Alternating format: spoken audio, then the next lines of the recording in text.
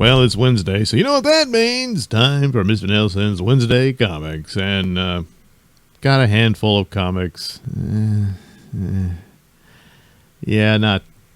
all that wowed by them. So here we go. Their next latest event is DC KO.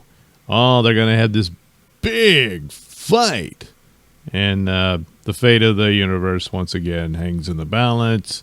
It's all a part of Darkseid's plan that was initiated way back when he seemingly died on the Justice League satellite headquarters at the beginning of All In. And so it's another event after another. This will shake up the status quo of the universe. It will reset everything. And I mean, the build-up for it does lead to that, where it's all this time travel shenanigans and, you know, interesting things where Doomsday is the time trapper now. And it's the setup in Justice League where he's trying to avert this. Oh, well, not even trying to avert it anymore. He's saying, hey, we need to just escape to some dimension where we might survive, you know. But instead, the opening plot of the whole overall thing is they have a chance not to save their universe, but to reset it, because there's no other way to save it as it is. So that's a full-on, you know, another DC reboot upon them. The problem is they've had several. The last real big one was New 52 that they did, and then they've had several in between that. And even after they've, you know, reset everything, you don't have more than 5 seconds to catch your breath before they're doing it again. And the individual books might have a pretty cool narrative, but they can't breathe either. You know, everything's, you know, well, you can have your arc, but ultimately it's going to lead to this next event thing.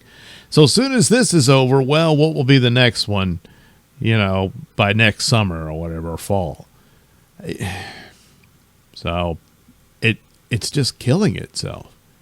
If you did it and you wipe the slate clean and you start over with just the basics of your, you know, Superman, Batman, and Wonder Woman and the rest, and that would be for the best. It really would. He could have just gone on where they were, and it would have been fine. Overall, this issue, it's, you know, Bruce and Lois and Clark and Diana are having a little get-together. And then, oh no, all hell breaks loose with Darkseid and everything.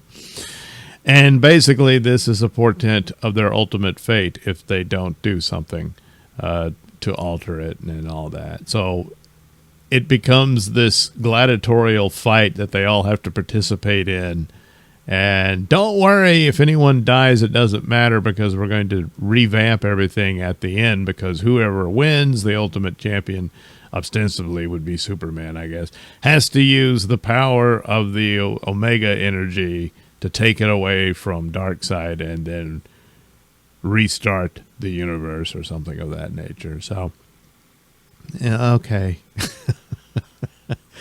And then, of course, it teases the absolute universe, and you get a glimpse of their, you know, lying in wait. So it all comes together. And there you go. Where it stops, oh, nobody knows. And yeah, they probably don't. You know, a lot of this comes across as make it up as you go along, but, you know, I have long not been all that impressed with Scott Snyder. And at this point, at least he's not Tom King. So, you know, I'll give him that. But it's like his Dark Knight's Metal was, it was mostly crap, but it was fun and just over-the-top stupidity that, you know, I got a kick out of it. But the idea of its presentation that it's on par with Crisis on Infinite Earths or something like that, it wasn't.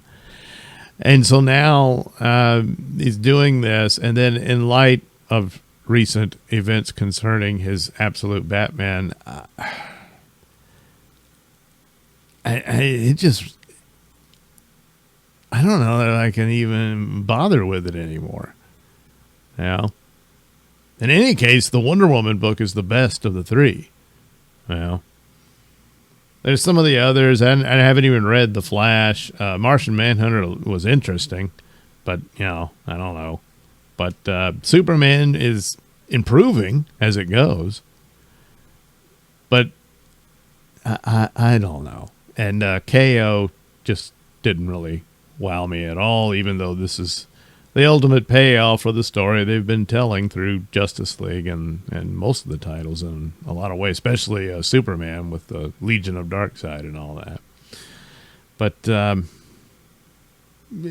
first issue wasn't all that crazy about it, and I can't promise that I'll even finish this.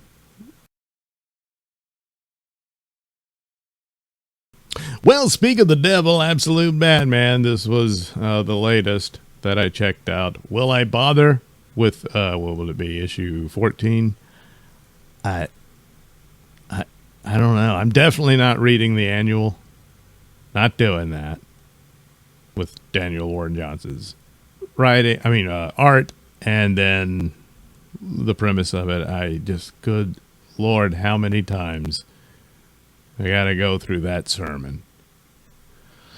So, if you know, you know, and I'll just leave it at that. But for this issue, this is their Catwoman, and right off the bat, you can tell by the, helmet that she's wearing is based on the same design as Black Mask and his gang. So, oh boy, there's going to be some connection there, you know.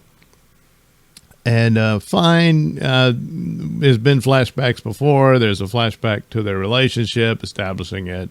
You cut to what's happened since, and she shows up, makes short work of poor old Alfred, and then Batman is mad at her. So of course they immediately go home and screw, and there you go. There's still that attraction. There's still, I guess it's love. I mean, she's concerned about him and thinks he should just leave.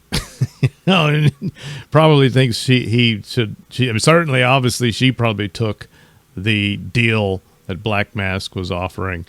It appears to be the case, and probably thinks Bruce Wayne should have done the same thing.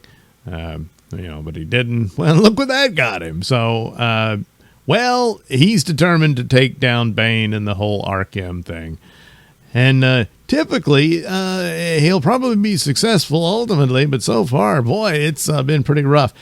Again, similar to the things I liked about Dark Knight's Metal was just the over-the-top nuttiness of it all.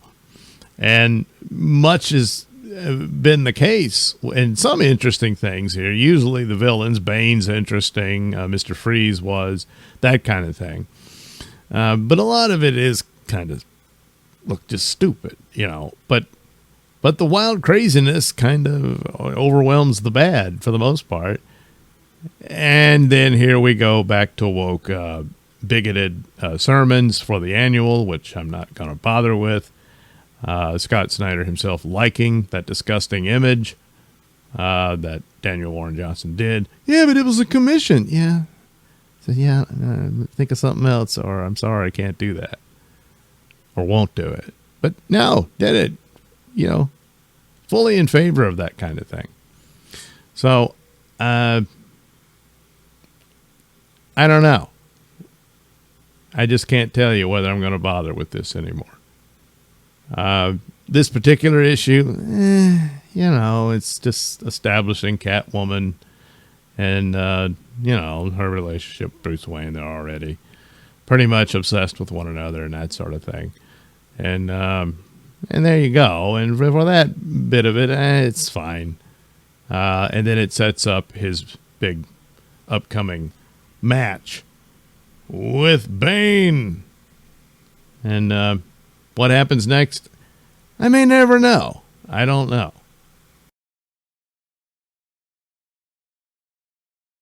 Well, it isn't all bad. Over in DC proper, beyond, KO, we got Aquaman, which I'm pretty sure this all ties into that ultimate plot as well, with the Dark Tide story and everything, and Aquaman's new powers.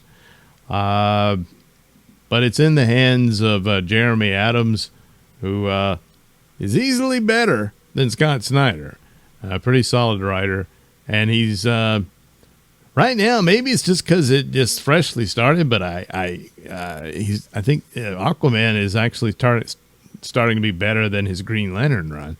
And so it's got some interesting things here. Obviously, the new powers he has, and he's got to deal with it. And there's a pretty cool adventure here with, yes, pirates, and a mystery concerning Aquaman's daughter, of course. Isn't there always something like that? And then this time-displaced business with his family. He thinks they're all gone, but no, they're trapped in this sort of, I don't know, dimensional bubble or whatnot. For what all that happened with the blue and everything. So, of the basic mainstream superheroes, this Aquaman was the best of the batch. And so I don't really have, didn't find any fault with it. And I can't believe I'm really enjoying a Aquaman comic. But I'm really enjoying an Aquaman comic. So once again, I'm catching up on Hyde Street, this being issue 6. They're already up to issue 9, I believe. So, yeah, it's this weird, bizarre, cool series. Poses as an anthology, but really isn't. It's a battle of these characters that ordinarily would have been hosts for a horror anthology in the old days. But they're warring with each other over trying to escape this bizarre dimension that must be a street in hell of some sort. But nevertheless, that's the situation. And here you have, X-Ray Man featured prominently. The only downside is, well, it didn't have Ivan Rice's art. The art is adequate and everything, but, once you're spoiled with the races, or is it race or rice? Arrayas, maybe. Well, it's a tough act to follow. The art is fine, it's adequate, and would be okay on its own. But Ivan, it's a tough one to follow. But nevertheless, it's a cool series. This one, it has its initial story. It has the setup and the mysteries concerning the different, I don't know, entities that are having to collect souls for the scorekeeper. And so there's a back and forth, and they're fighting with one another. And X-Ray here is looking for a way to take down, little Pranky, the Boy Scout here, who's no Boy Scout whatsoever, a little psycho, and so on and so forth. But it goes into this, typical of like Twilight Zone and Crypt, Tales from the Crypt, stuff like that, where there's this sort of morality tale in it of, the flaws of humanity displayed, and, who would do the right thing and whatnot, and the means by which these people collect souls for the scorekeeper. And so X-Ray does this. But ultimately, rather than trying to escape Hyde Street, which I'm sure he does want to do, but at the same time, he really wants to stick it to that little snot. And so, there you go. They got a little overarching, warring soap opera type thing between them, and it's just a bizarre title and an interesting take on the whole idea of horror anthology, because this story is a story about what happens to these souls that X-Ray comes into possession of here, and teaches them a lesson and whatnot. But then there's the overall narrative. So really wish Ivan Rice had done the issue, but still, it's a pretty good issue. Finally, that leaves Conan the Barbarian. But this is a tale in his future, where he's much older. He's King Conan. It's really sad that Schwarzenegger movie didn't get off the ground. But anyway, it's Alex Horley's painted art, and every panel is really good. And you introduce first the story of a mysterious stranger who journeys a long way to show up to King Conan's town. There it is. Boy, he's come a long way, hasn't he? And ultimately, it's kind of an overview of Conan in a way. Later in his life, this mysterious stranger shows up as some sort of sorcerer, obviously, to some extent, and seeks an audience with King Conan, and he gets it.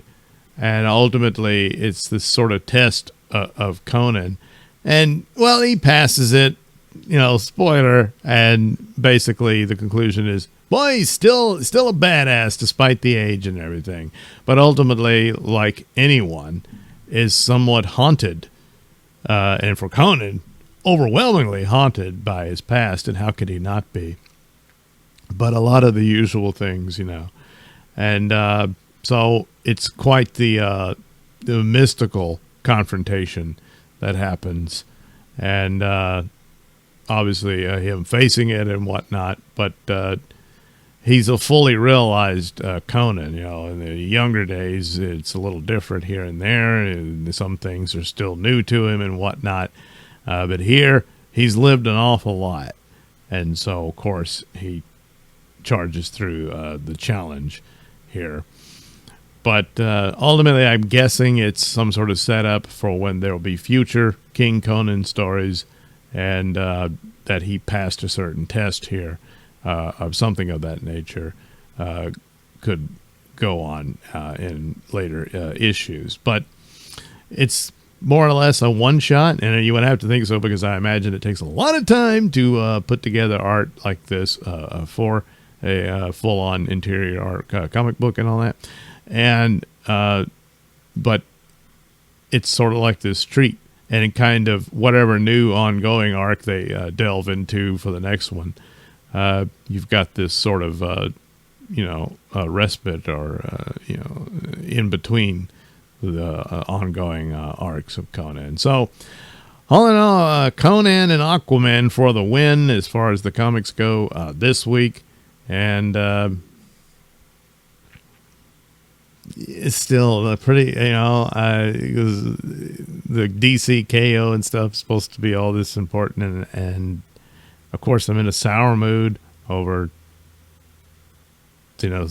Scott Snyder and Absolute and the Daniel Warren Johnson and all that. Boy, it really, really spoils the whole thing. Even with the individual titles, you separate the art from the artist and that sort of thing, and it just does the title in and of itself stand. And really, Absolute Batman, this issue really didn't. But something like that annual they've done and that sort of thing. I'm just not going to bother with that.